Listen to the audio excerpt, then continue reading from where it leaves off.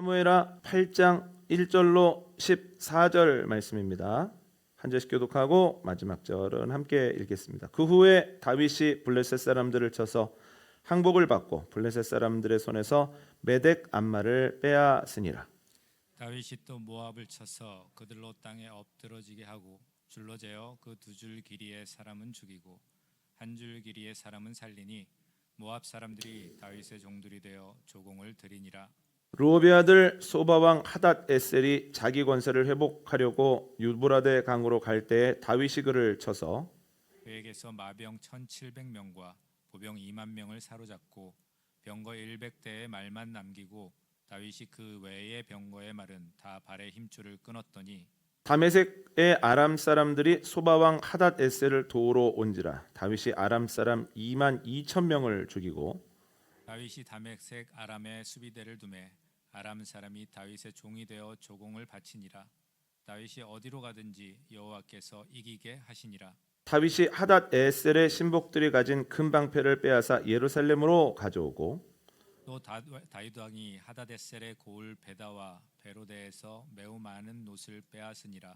하마당 도이가 다윗이 하닷 에셀의 온 군대를 쳐서 무찔렀다 함을 듣고 너희가 그의 아들 요람을 보내 다윗 왕에게 문안하고 축복하게 하니 이는 하닷에셀이 도이와 더불어 전쟁이 있던 터에 다윗이 하닷에셀을 쳐서 무찌름이라. 요람이 은그릇과 금그릇과 놋그릇을 가지고 온지라.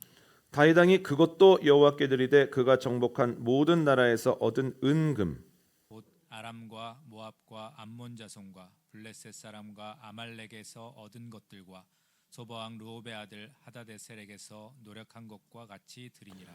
다윗이 소금 골짜기에서 에돔 사람 18,000명을 쳐 죽이고 돌아와서 명성을 떨치니라. 다윗이 에돔에 수비대를 두되 온 에돔에 수비대를 두니 에돔 사람이 다 다윗의 종이 되니라. 다윗이 어디로 가든지 여호와께서 이기게 하셨더라. 아멘.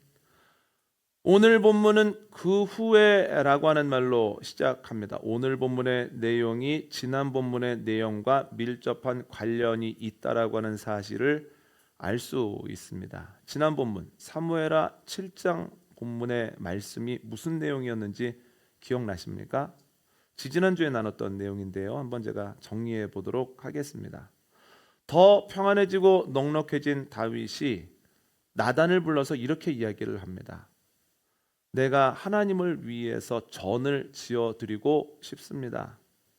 나단이 옳게 여겨 이렇게 답을 합니다. 왕의 선한 뜻대로 하십시오. 그런데 그날 저녁에 하나님께서 나단에게 나타나셔서 다윗에게 하실 말씀을 전해주는데요. 하나님은 이렇게 말씀하십니다. 내가 언제 성전을 지어달라고 하더냐. 온 땅이 나의 것인데 성전을 지으면 내가 그 안에만 거하겠느냐. 온 땅이 나의 거처고 나는 온 땅에 충만한데 그러나 다윗 내가 너의 마음은 기쁘게 받겠다. 내가 너에게 복을 내려주겠다. 그런데 복의 내용이 두 가지입니다.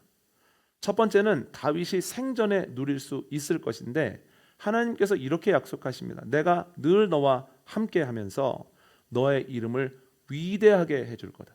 두 번째는 다윗이 사후에 누리게 될 복인데요. 내가 너의 자손들을 계속해서 네가 있는 그 왕위에 둘 것이다. 그들을 통해서 이스라엘을 견고하게 할 것이다. 이렇게 말씀하십니다. 다윗이 하나님의 약속의 말씀을 나단을 통해서 듣고 감격해서 이렇게 기도합니다. 하나님, 저희 집안이 무엇이간데 제가 무엇이간데 저를 이 자리에 두시고 이러한 복을 약속해 주십니까? 너무너무 감사합니다. 이게 사무엘하 7장의 내용이거든요. 여기에 바로 이어지는 내용이 오늘 본문의 내용입니다. 그래서 오늘 본문의 내용을 간단하게 이야기하면 하나님이 다윗에게 약속하신 대로 그와 함께 하시며 그의 이름을 위대하게 만들어 가시는 과정이라고 이야기할 수 있겠습니다. 저는 오늘 본문을 묵상하면서 위대함에 대해서 두 가지를 한번 생각해 봤는데요. 첫 번째는 이것입니다. 무엇이 위대함인가라고 하는 거예요. 여러분 오늘 본문을 보면 다윗은 적지 않은 주변국들과 싸워서 연이어 승리를 합니다. 한번 화면에 있는 1절을 한번 보십시오. 다윗이 누구를 칩니까? 블레셋 사람들을 쳐서 항복을 받았다는 거예요. 2절을 한번 보실까요? 다윗은 또한 모압을 쳐서 완전히 굴복시켰다는 거예요. 3절 한번 볼까요? 다윗은 소바를 쳐서 완승을 거뒀다는 거예요. 5절을 한번 보십시오. 다윗은 소바 사람들을 도우러 온 아람 사람들을 쳐서 무려 22,000명을 죽였다는 거예요. 13절 한번 보시겠습니까? 다윗이 소금 골짜기에서 에돔 사람 18,000명을 쳐 죽였다라고 합니다. 승승장구하죠. 승승장구하는 가운데에서 세 가지가 급격하게 변하는데, 첫 번째는 영토가 넓어졌습니다. 예전에 빼앗겼던 땅을 되찾기도 하고 다른 나라가 점령하고 있던 땅을 빼앗기도 하는 과정 가운데에서 이스라엘이 조금씩 넓어집니다. 두 번째는 물질이 풍성해집니다. 전쟁에서 이기고 전리품을 취하기도 하고 그들에게 전쟁 배상금을 받기도 하고 더 나아가 그들에게 조공을 받기도 했기 때문입니다. 오늘 본문 10절을 보면 다윗과 조약을 맺기 위해서, 다윗을 만나기 위해서 큰 선물 꾸러미를 들고 왔던 사람도 있었다. 그런 나라들도 적지 않았다라고 이야기를 하고 있습니다. 세 번째는 다윗의 명성이 점점 넓게 퍼진다는 거예요. 이제 그 지역에서 다윗 모르는 사람은 없습니다. 전쟁에서 연전연승을 하고 승승장구하고 이로 인해 영토는 넓어지고 물질은 풍성해지고 명성은 퍼져나간다. 이걸 보면서 아, 그렇구나. 정말 모든 어려움을 이기고 왕이 된 것도 대단한데 왕이 되어서 이스라엘을 이렇게 좋게 만드는구나. 그는 참 위대한 사람이다 라고 생각하기가 쉽습니다만은 여러분, 그렇지는 않다는 거예요. 다윗과 솔로몬 때를 비교해 보면 솔로몬이 왕위에 있을 때 이스라엘이 훨씬 더 평안합니다. 왜냐하면 전쟁 기록 자체가 매우 적다는 거예요. 다윗 때는 계속해서 싸움이 일어나거든요. 그런데 솔로몬 때는 이미 제압이 됐기 때문에 싸움에 대한 이야기의 기록이 그렇게 많지 않습니다. 그리고 다윗 때보다 솔로몬 때가 훨씬 더 풍성하다는 거예요. 성경이 뭐라고까지 이야기를 하냐면 얼마나 많은 것들이 풍성한지 솔로몬 때의 백향목은 길가의 뽕나무처럼 흔했고 또한 은과 금은 길에 널려 있는 돌멩이만큼 많았다라고 이야기를 했다는 거예요. 그뿐입니까? 다윗의 명성보다 솔로몬의 명성이 훨씬 더 멀리 퍼져나갔습니다. 그래서 열왕기상 10장을 보면 수천 킬로 떨어진 시바라고 하는 곳에서 그의 소문을 듣고 여왕이 찾아오죠. 모든 것을 보고 뭐라고 얘기를 합니까? 보통 소문 듣고 가서 보면 실망하기 마련인데 당신은 소문보다 훨씬 대단한 사람입니다. 대단한 업적을 이뤘습니다. 라고 감탄을 했다라고 하는 거예요. 모든 것이 솔로몬의 조건이 다윗의 조건보다 낫습니다만 성경은 솔로몬을 위대하다라고 이야기하지 않습니다. 이 말을 듣고 이렇게 생각하실 수 있습니다. 당연하지.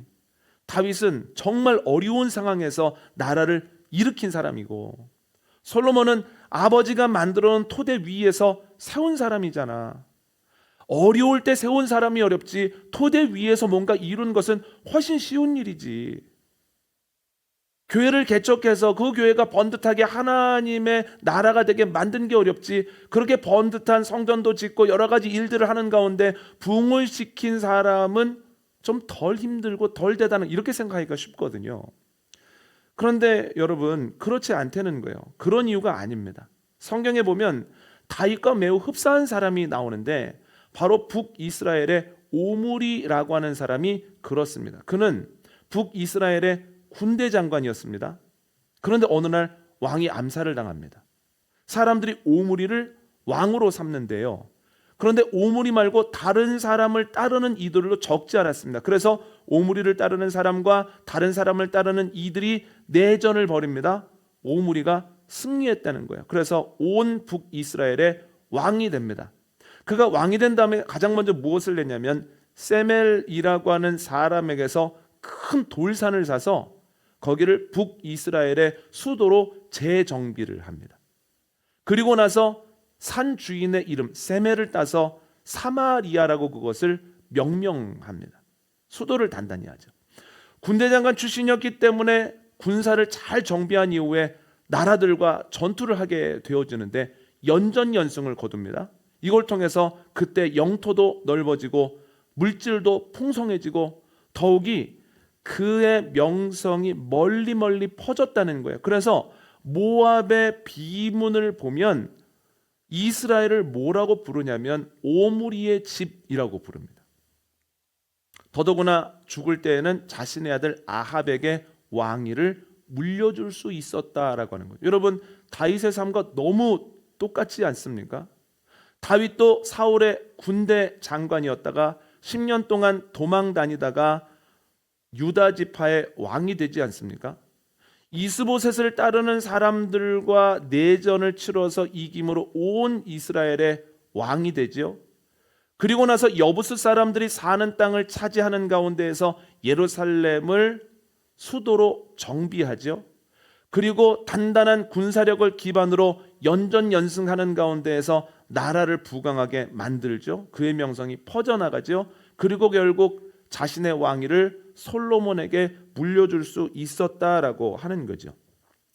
두 사람의 삶이 너무나 흡사한데 완전히 다른 것이 있습니다. 그들의 삶에 대한 하나님의 평가입니다.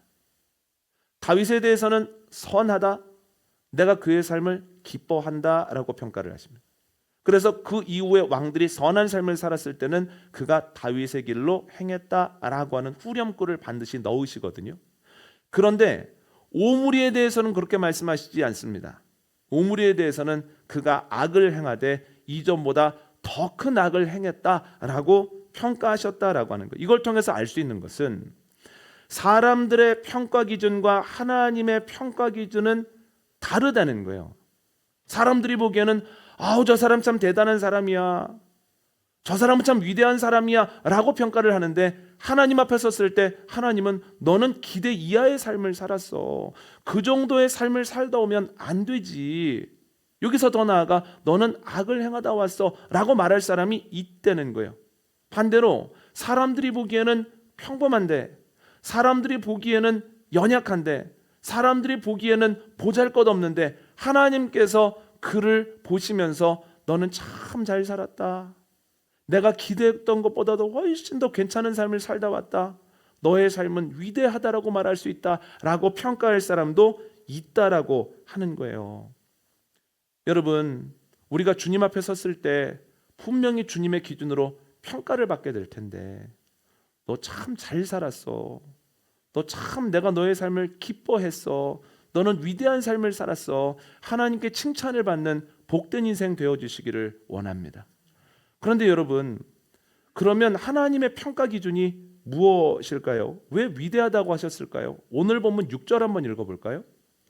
사무엘하 8장 6절 말씀 함께 읽습니다. 시작. 다윗이 다메섹 아람의 수비대를 두매 아람 사람이 다윗의 종이 되어 조공을 바치니라.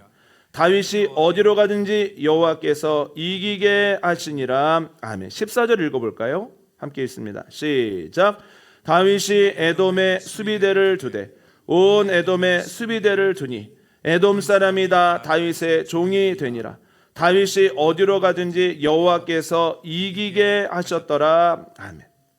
다윗이 승승장구합니다. 이로 인하여서 영토는 넓어지고 물질은 많아지고 명성은 퍼져나갑니다. 그런데 그의 일들을 설명하는 가운데 중간과 끝에 결론처럼 등장하는 문구가 있는데 바로 이것입니다. 하나님께서 다윗을 이기게 하셨다라고 하는 거예요. 여러분, 다윗의 승리가 다윗을 드러냅니까? 하나님을 드러냅니까? 하나님을 드러낸다라고 하는 거예요. 사람들이 승승장구하는 다윗을 보면서 참 대단한 사람이야, 저 사람이 우리 왕이라고 하는 것이 얼마나 다행인지 몰라, 다윗에 대한 이야기를 하고 다윗을 칭찬하는 것이 아니라 다윗을 그렇게 이끌고 계신 하나님을 다시 한번 바라보는 가운데에서 하나님께 영광을 돌리더라는 거예요. 야, 다윗 그렇게 하나님을 사랑하더니 하나님이 그를 복 주시고 복을 주시네, 어디로 가든지 이기게 하시네, 그의 덕을 우리가 보고 있네 하면서 다윗의 승리가 하나님이 하시는 일에 대한 찬양과 영광 돌림으로 올라가더라는 거예요. 여러분, 이것이 위대한 삶입니다. 그의 승리를 통해서 하나님의 존재, 하나님의 능력이 드러나는 삶이 위대한 삶이라고 하는 거예요. 그럼 여러분, 승승장구할 때 하나님이 드러나는 것이 당연한가? 믿는 사람들이 잘 되면 그것으로 하나님이 당연히 영광 받으시는가? 그렇지는 않습니다. 한번 찾아보시겠습니까? 사무엘상 17장 56절과 58절입니다.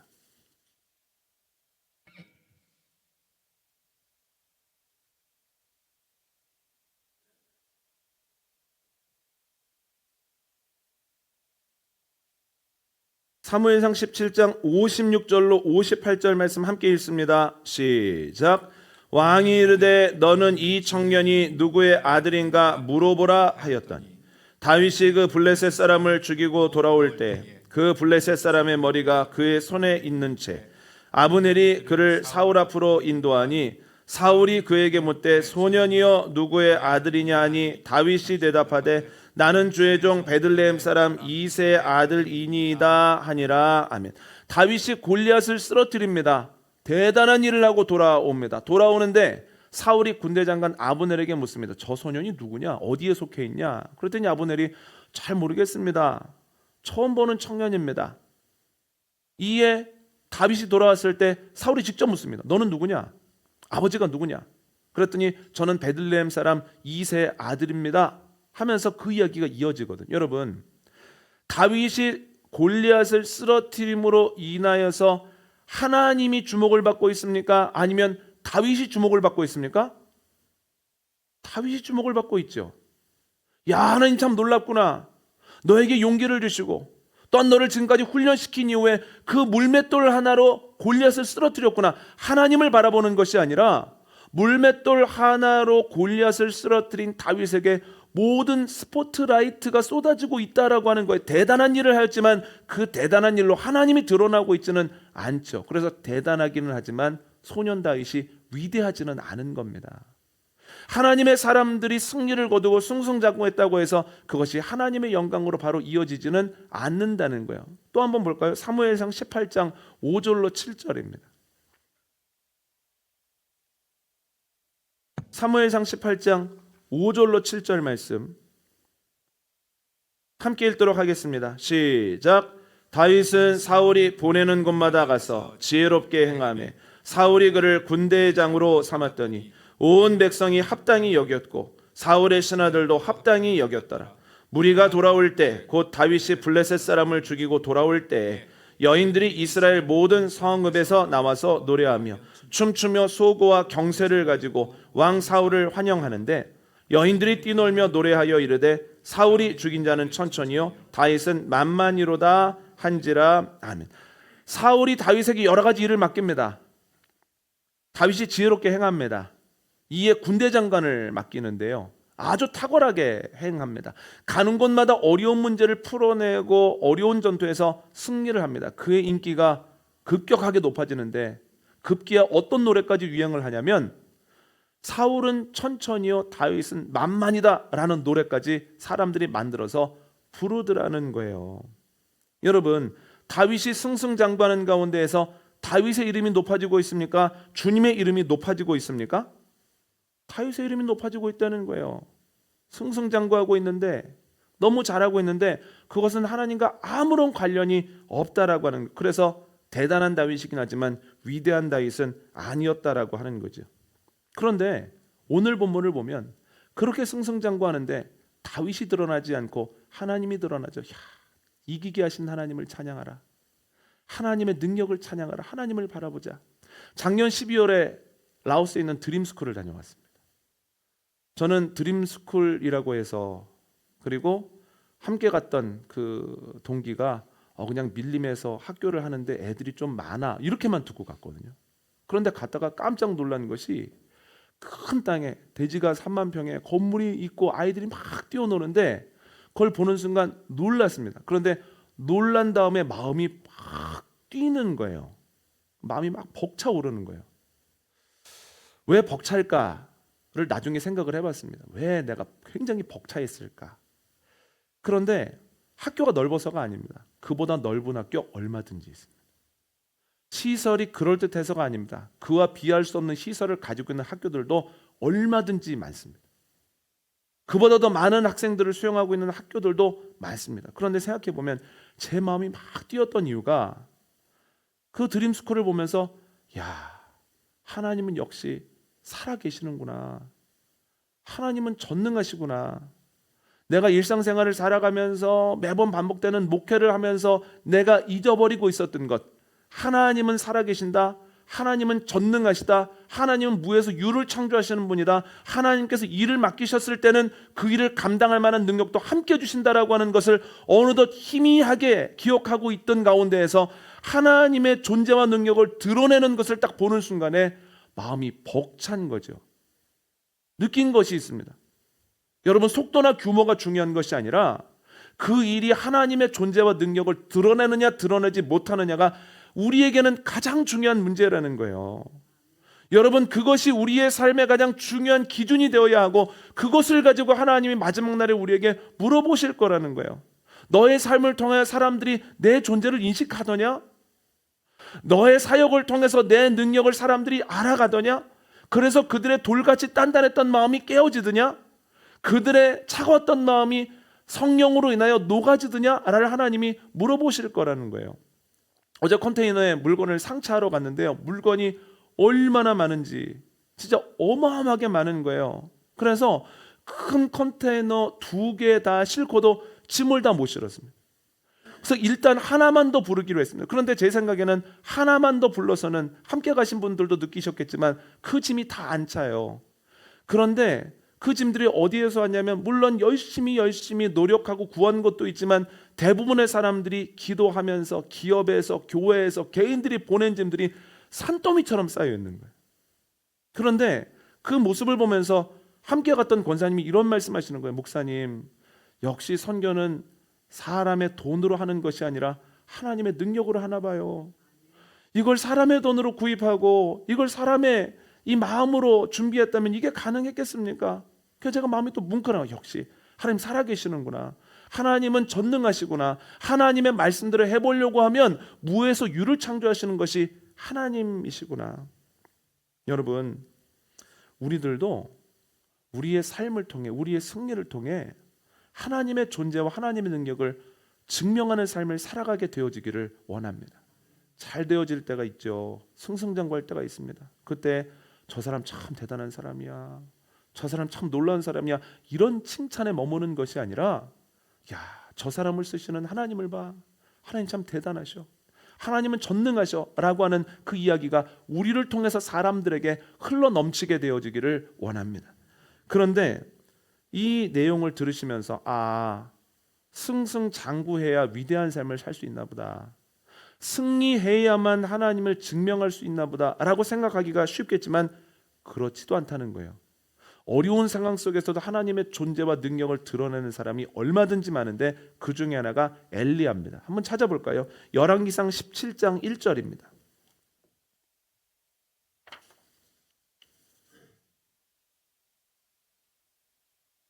열왕기상 17장 1절 말씀,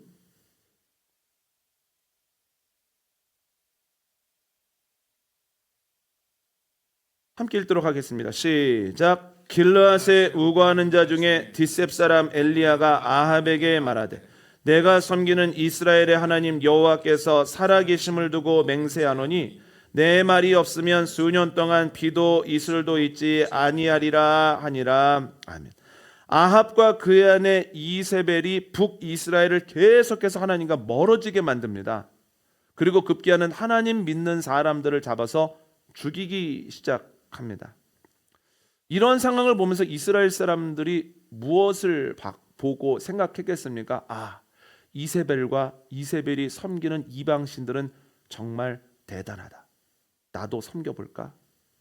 반면 하나님의 사람들과 그들이 섬기는 여호와는 연약한 것 같다, 아무것도 못하잖아, 이렇게 생각할 즈음에 하나님께서 엘리야를 통해서 이스라엘의 하늘문을 닫아버리십니다. 기도 한 번에. 그랬더니 비가 안 내리는 것은 물론이고 새벽에 이슬조차 안 내리더라는 거예요. 사람들이 그때 깨닫죠. 여전히 하나님 살아계시는구나, 여전히 하나님 전능하시는구나. 그래서 엘리야의 기도 한마디로 이스라엘의 하늘문도 닫을 수 있는 거구나. 여러분, 어려운 때 엘리야가 기도하는 가운데 그 능력을 통해서 하나님의 존재와 하나님의 능력을 사람들에게 증명했다는 거예요. 그래서 엘리야가 위대한 신앙인이라는 거예요. 기적을 많이 일으켰고 또한 죽음을 보지 아니하고 불병거를 타고 올라갔기 때문에 위대한 신앙인이 아니라 어려운 상황 속에서도 하나님이 명하신 일들을 행하는 가운데에서 그를 통해 하나님의 존재와 능력이 증명되었기 때문에 위대한 신앙인이죠. 또 읽어볼까요? 열왕기상 17장 5절과 6절 말씀입니다. 함께 있습니다. 시작. 그가 여호와의 말씀과 같이 하여 곧 가서 요단 앞 그릿 시냇가에 머물매 까마귀들이 아침에도 떡과 고기를 저녁에도 떡과 고기를 가져왔고 그가 시냇물을 마셨으나 아멘. 아합과 이세벨이 엘리야를 죽이려고 사람들을 보냅니다. 계속해서 추격합니다. 그런데 놀랍게도 하나님께서 엘리야를 인도하시죠. 그를 지켜주시죠. 그에게 먹을 것과 마실 것을 공급해 주십니다. 이것을 통해서 하나님이 어떤 분인지를 알려주신다는 거예요. 이스라엘 사람들을 인도하시며 지키시며 만나를 내리시며 반석에서 물을 내셨던 출애굽의 하나님이 여전히 엘리야와 함께하고 계시다라고 하는 것을 사람들에게 알려주게 되었다라고 하는 거죠. 어려움을 통해서 얼마든지 하나님의 존재와 능력을 증명할 수 있죠. 여러분, 갈멜산에서 일어났던 일 기억하시죠? 850명의 이방 선지자들이 하루 종일 그들의 신의 이름을 불렀으나 아무런 일도 일어나지 않습니다. 그런데 엘리야가 제단을 쌓아놓고 간절하게 기도합니다. 하나님께서 이스라엘의 주님이신 것과 또한 내가 하나님의 사람인 것을 사람들이 보게 하옵소서. 기도하자마자 하늘에서 큰 불이 떨어져서 제단에 있는 제물을 사르더라는 거예요. 그것을 통해서 사람들이 뭘 알게 되었습니까? 하나님께서 살아계시는구나, 하나님이 전능하시구나, 하나님만이 참 신이구나 라고 하는 것을 사람들이 깨닫게 되었다라고 하는 거죠. 그래서 위대한 신앙인이라는 거예요. 여러분, 우리도 다윗처럼 순탄할 때, 승승장구할 때 하나님께 영광을 올림으로 위대한 신앙인의 삶을 살아가게 되어지기를 원합니다. 또한 엘리야처럼 어려움을 겪는 과정 속에서도 낙심하지 말고 좌절하지 말고 하나님의 인도를 받으며 하나님의 지켜주심과 하나님의 허락하시는 그 물질들을 통해서 살아감으로 우리의 어려움을 통해서도 하나님을 증명하는 위대한 삶을 살아가게 되어주시기를 원합니다. 두 번째는 어떻게 위대해지나에 대해서 생각을 해봤습니다. 오늘 본문을 보면 다윗이 누구랑 싸워서 이깁니까? 블레셋, 모압, 소바, 아람 그리고 에돔과 싸워서 승승장구하는 가운데에서 하나님을 드러나게 함으로 위대해지거든요.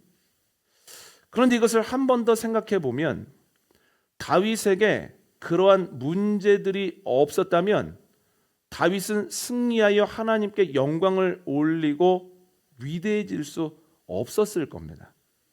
그냥 평탄하게 주어진 것 가지고 살고 어제와 같은 오늘을 살고 오늘과 같은 내일을 기대하면서 그냥 찬양하면서 살았으면 좋은 신앙인, 선한 신앙인 정도로는 살 수 있었겠지만 위대한 신앙인으로 살지 못했죠. 그래서 다윗에게 동서남북에 있는 만만치 않은 적들과 문제들이 있었기 때문에 결국 다윗이 위대한 신앙인으로까지 나가게 되었다는 거예요. 그러니까 여러분, 위대함의 시작은 무엇입니까? 문제입니다. 여러분, 엘리야도 마찬가지입니다. 엘리야도 아합과 이세벨이라고 하는 문제가 있었기 때문에 어려운 가운데에서 위대한 신앙인의 길을 걸어갈 수 있었던 거예요. 아합과 이세벨이라고 하는 큰 문제가 없었다면 단지 기도 잘하는 선지자, 기도에 능력이 있는 선지자, 말씀 잘하는 선지자 정도로 끝났을 거예요. 그런데 아합과 이세벨이라는 큰 문제가 있었기 때문에 그 문제 안에서 하나님과 동행하는 가운데 사랑과 지킴을 받는 가운데에서 위대한 신앙인의 길을 걸어갔다라고 하는 거죠. 이런 문제를 만날 때가 있습니다. 문제를 만날 때 우리가 자연스럽게 하게 되어지는 것은 낙심과 불평입니다. 신앙생활하는데 또 어려운 일이 있네. 기도하는데 문제는 해결되지 않고 이어지고 거기에다가 문제가 더 심각해지네 하는 가운데 낙심하고 불평하거든요. 그런데 하나님의 사람들이 어려움과 문제를 만났을 때 해야 되는 것은 자각입니다. 아, 내가 이 문제를 통해서 위대함으로 나아가겠구나.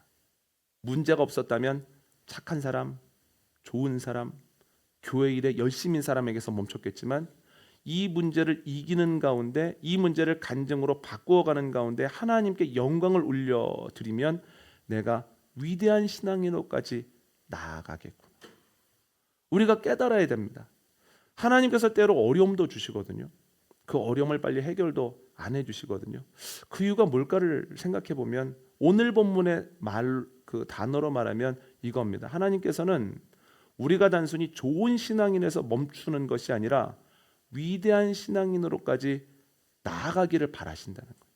그래서 때로 어려움도 주시고 우리의 생각으로는 잘 될 것 같은데 하는 순간에도 자꾸만 좌절하게 하시죠. 잘 안 되는 순간도 마련하게 하십니다. 왜냐하면 내 생각대로 다 되어지고 이를 통해서 승승장구하면 잘 되어지는 것과 하나님의 영광이 아무런 상관이 없기 때문에 내가 잘 돼서 그런 것 같고 내가 탁월해서 그런 것 같아서 초기 시절의 다윗처럼 그 모든 순조로움과 순탄함의 원인을 나에게서 찾습니다.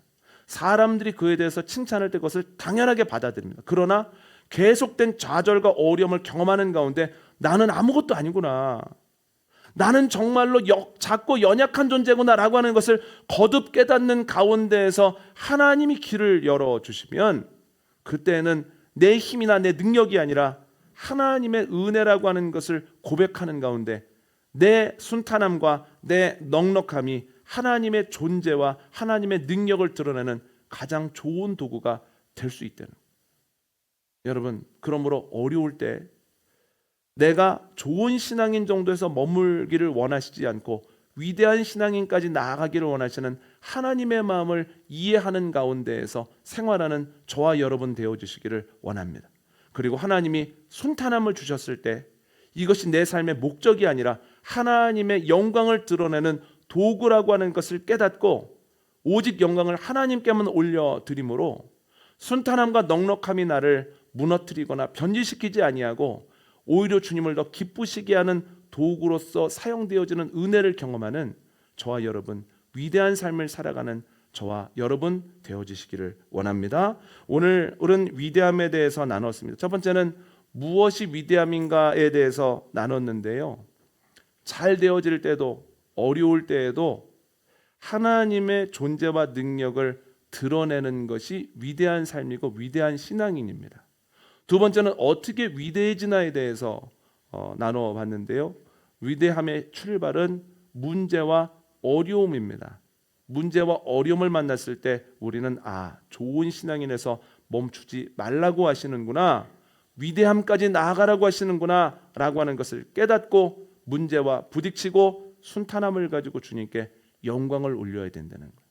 여러분, 주님이 원하시는 데까지 위대한 삶의 신앙의 자리로까지 나아가는 저와 여러분 되어지시기를 원합니다.